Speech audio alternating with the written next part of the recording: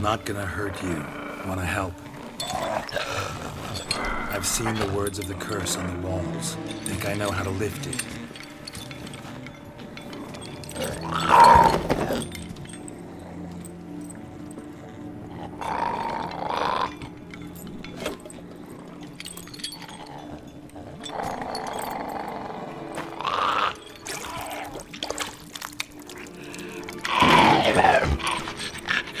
You tried to bring folk here, convince them to sit at the table with you, right? Well, I'm gonna be your guest now. Your willing guest.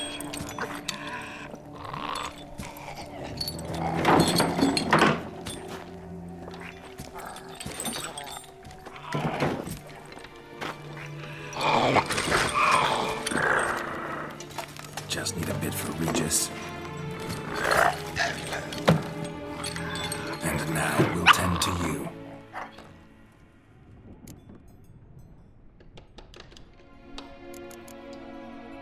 Need to get this right. Words of the curse were, none shall sit and dine with you at your table. No spoon you have shall sate you. Never again shall you wish to spy your reflection in the mirror.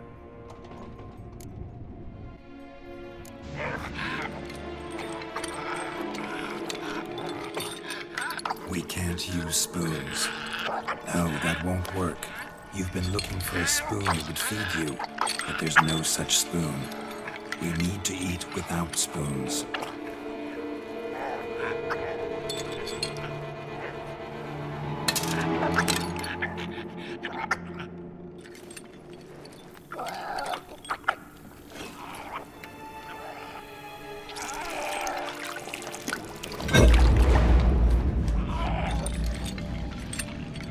Open your eyes. You need to see your likeness.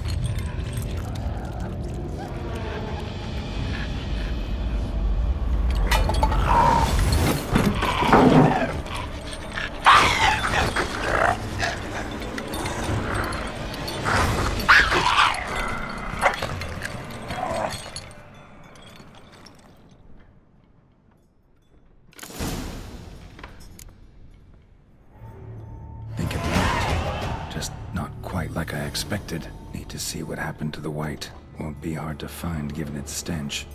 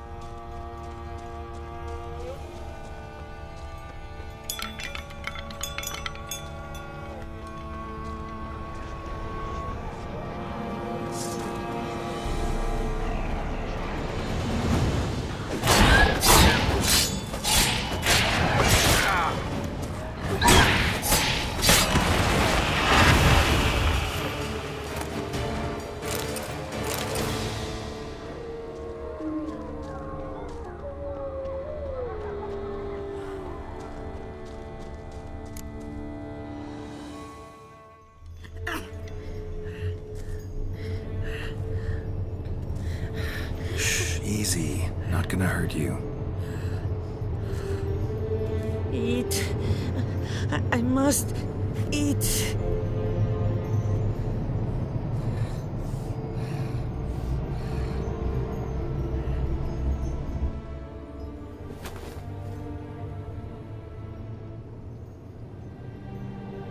I'll take you someplace safe.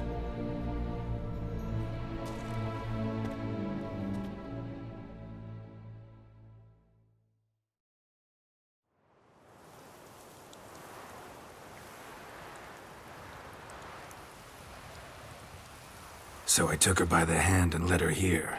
Seemed the only sensible place for her. You did the right thing, sir. She should recover quickly here.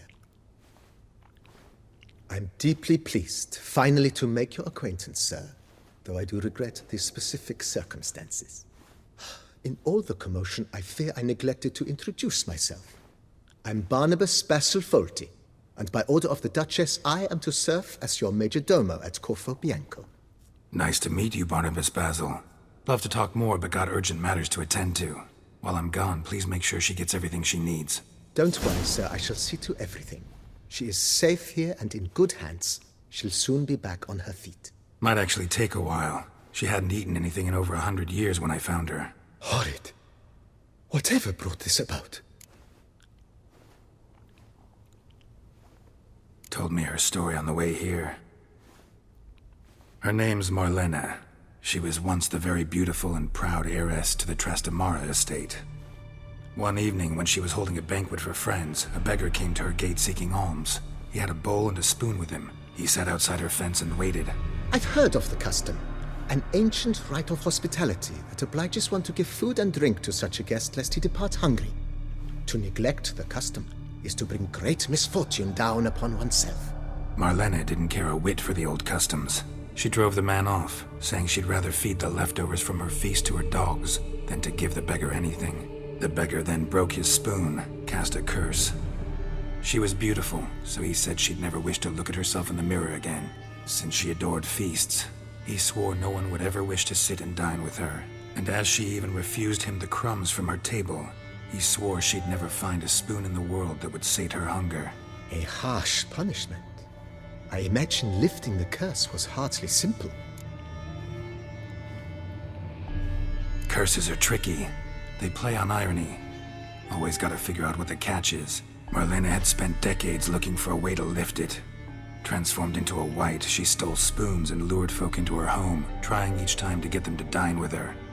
Didn't work. So what did? Someone had to sit down and share a meal with her, of their own free will. They had to eat without using spoons, and make her look at her reflection. That's it? That was all it required? Simplest solutions are sometimes the last that come to mind. Besides, when you're a wight, it's pretty damn hard to find willing human company for a feast. I imagine so. But, most importantly, it is now over. Please, don't worry. She will be in good hands here. Vineyard comes across as a place with a rich history. Know who owned it before me? Baron Rossel, who went bankrupt, forcing him to sell the estate to the Duchess. The Baron, in turn, had purchased it from Monsieur Bolius of the Headsman, a truly colorful man of Ketweni origin. He was actually a headsman? No, not him, but his great-grandfather.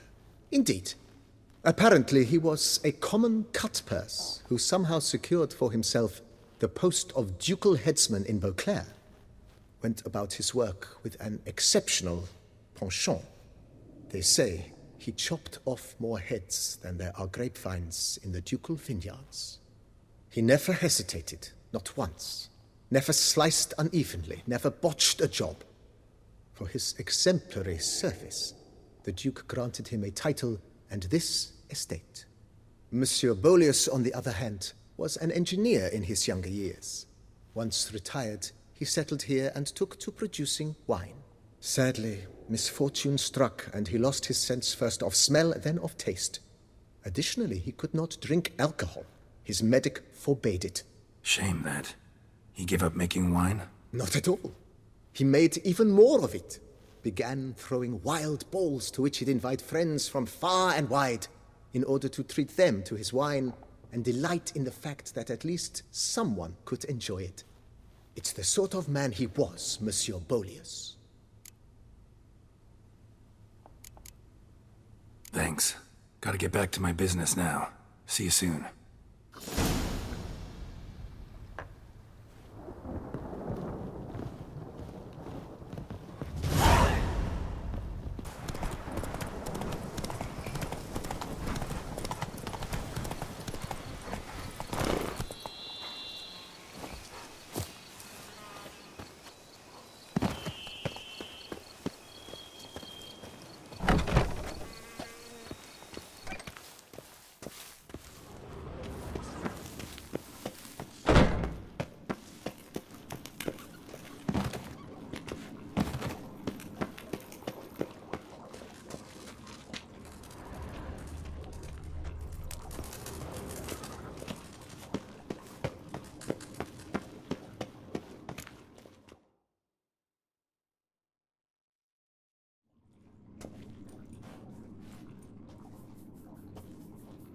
Think your friend's hand will make for a nice broth? You've clearly honed your sense of humor.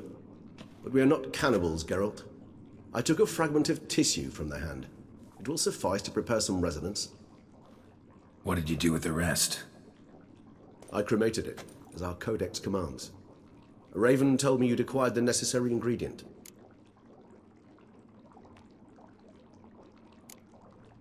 Pretty helpful creatures. Call on them often? I try not to overdo it, but they can be so useful, as they were now, when I merely needed to be sure I could arrive in time should things go sour. Managed fine alone, but thanks for the thought. Gonna need much longer to finish brewing resonance? Mentioned the last ingredient, too. What about that? That, I fear, might prove troublesome. You see, to use the concoction to summon the memories of one, the solution must contain the blood of another specimen of the same species. Shouldn't be a problem. I happen to know a higher vampire who should be willing to help. Right, Regis? It's not that simple, I'm afraid. While you were away, I tried my damnedest to identify a replacement, but alas, none such exists. Not sure I understand what the problem is. Can't we just draw some of your blood? The blood must be in an agitated state. As I'm certain you know, higher vampires can change their corporeal shell. As our flesh changes, so does our blood's chemical composition. To make a long story short, I shall need to induce in myself a state of strong psychokinetic arousal. In brief, madness, rabidity. And that stands to be very, very dangerous. Dangerous? Why? I mean, you'll still be you, right? True, but I should be highly agitated, in a state of fury. You know better than I that fury cannot be controlled. If you've ever seen an enraged vampire, you know very well that all who find themselves nearby will be in grave danger. How will we handle that? I'd rather not have you lunge at me, claws extended. That makes two of us. But worry not. I've thought it through very thoroughly. Details to follow soon. All right, so what do you want to do? We shall visit Tesha Mudna, an ancient vampire estate. There we will find cages suspended in the air. I will enter one, be confined. You will lure beasts there. Beasts you will then kill. The bloodletting should prove profuse. Abundant enough so that the blood scent will drive me mad. Wild. Tesha Mudna. What's it like? It is a place of torment. A torture chamber. Long ago, shortly after we'd arrived in this world, one among us named Kagmar developed such a taste and lust for human blood that in one night he could imbibe an entire village. This brought trouble on the entire species. Common folk wearied quickly of living in constant fear. They began to hunt us, seek the aid of mages and witches in tracking us down. So what? Not like they could ever hope to kill you. But they were bothersome. Forgive the comparison, but when did you last enjoy mosquitoes buzzing around your head? In any case, the other vampires decided something had to be done. Kagmar had to be caught and punished. A torture chamber was thus outfitted in the dungeons of Mutna. Inside it, a cage made entirely of a special alloy of silver, dalvinite, and meteorite steel. Kagmar was captured and locked in the cage, sat there over 2 centuries, driven to fury time after time, never able to escape. Thus I know the cage will withstand the fury to which we shall drive my humble being. See no reason to dawdle. Mutna. Take me there. In a moment. Just one last thing.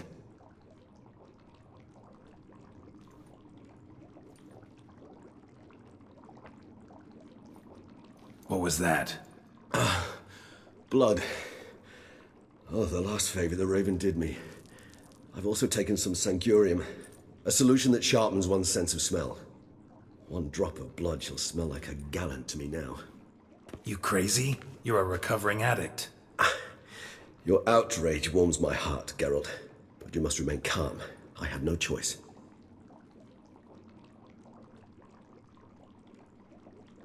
As things stand, the die is cast. High time we set off for Mutna. My head's spinning already, and you're starting to smell quite tasty. And you're starting to scare me.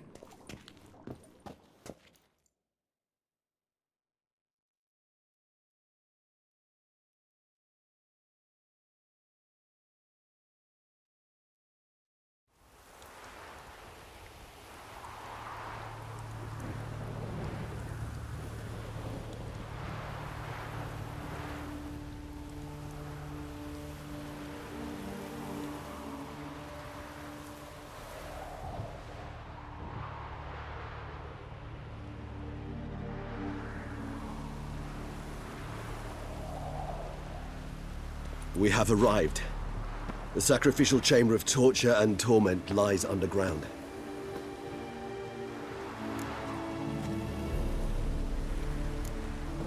Sure you know what you're doing? I can only hope I do. Please, let's go. The longer we delay, the less control I shall have of my faculties. I'd really prefer not to hurt you. You lead.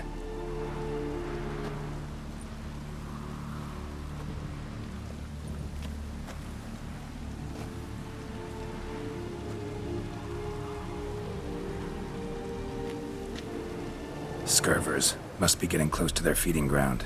Correct. I told you there'd be danger.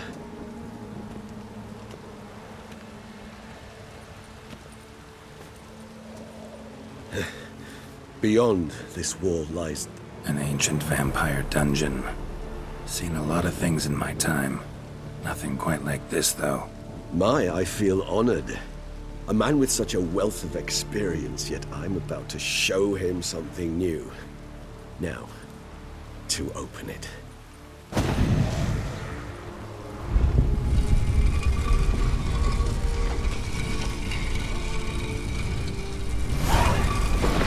How the hell? It's an ancient form of protection against unwanted guests. The mechanism which releases the latch reacts only to a higher vampire's blood. Tricky mechanisms. A vampire hideout. Fortified, secured. Must have been important to your species once. Toussaint. It shall always be so. During the conjunction, the gate from our world into this one opened upon this land and no other. This was the first place we saw.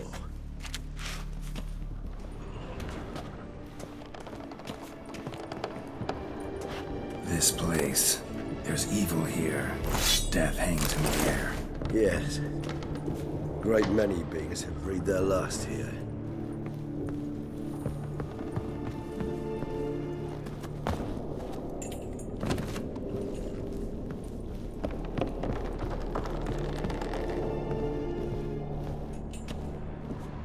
Glyphs are carved into the rock. Coated with blood used to be. Mean something? They're emblems, symbols of, well, what you would call tribes, dispersed throughout the world after the conjunction. My ancestors placed them here to remind us all where we came from.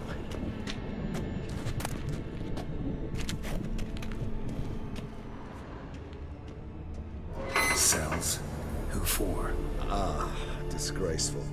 Excruciatingly so, this particular page from our history. I'd rather not summon the demons of the past if it's... Whose is this cliff? Amaran. They ventured beyond the sea.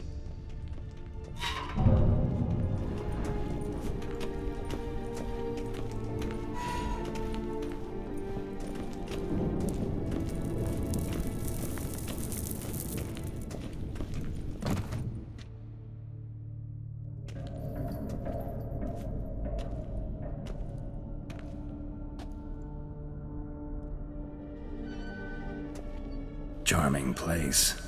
But what are all those cages for? Mentioned one vampire being kept here.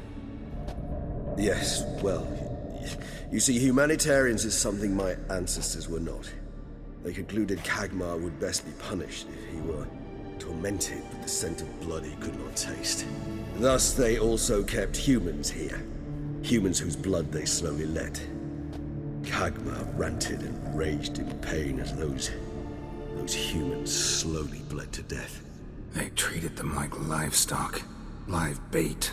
I'd like to be able to turn back time, deny it, but alas, I can do neither. Feel shame for my brethren. That is all I can do. Don't take it so hard. Nothing you could have done about it. Let's get to work. Well, that was awkward. Fine. I prepared the bait. Please be so kind and place it, ideally at the tunnel entrances. The scent will spread most effectively then.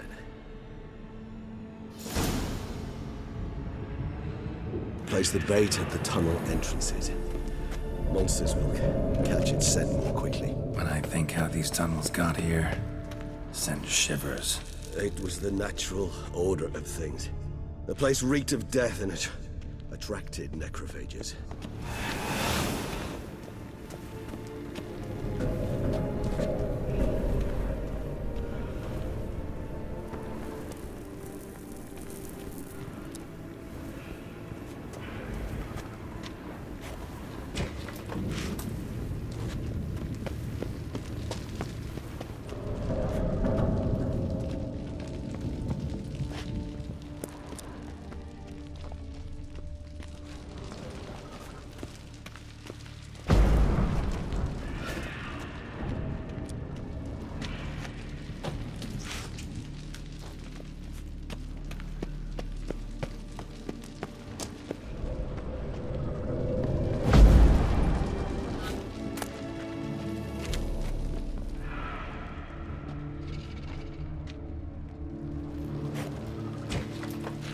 Three done. One left. Think this'll work? I certainly hope so. The meat stench is so thick, I wager it carries clear to Novigrad.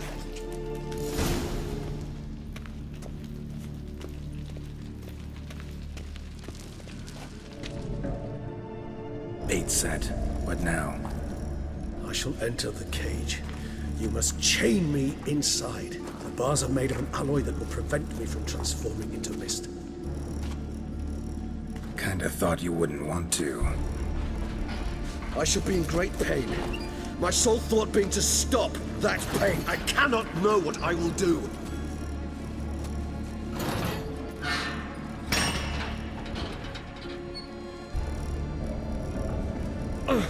We must hurry. The beasts have caught the scent, and also my head started spinning. That the blood? Someone who's never experienced a vampire's bloodlust does not know the true meaning of thirst.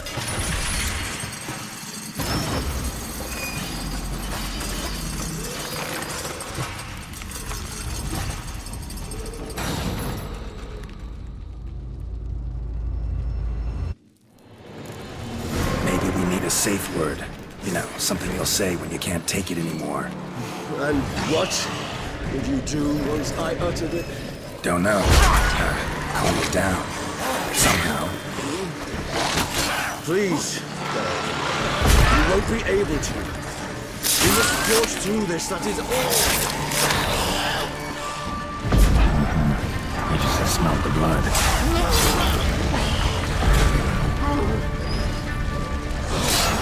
Not good.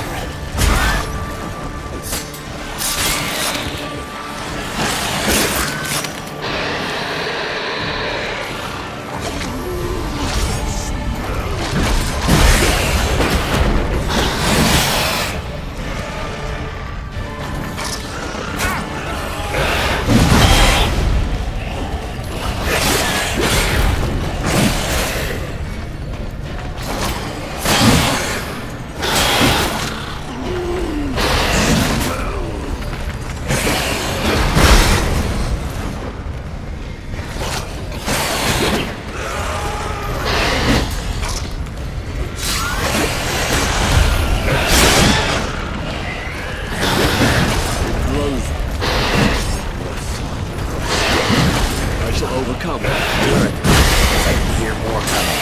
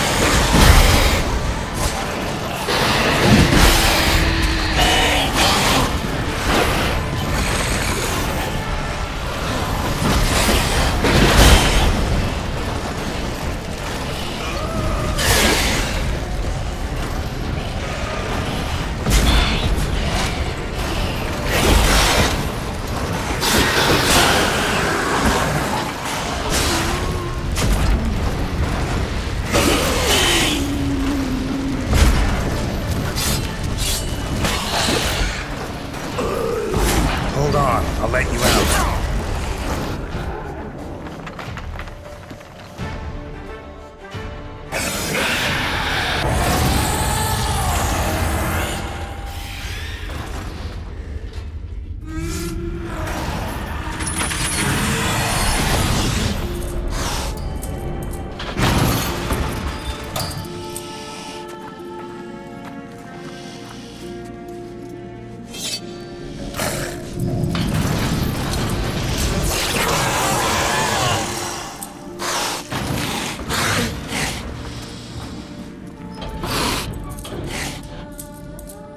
Need to hang on a little longer. Blood'll dry in a few hours. Scent won't bother me.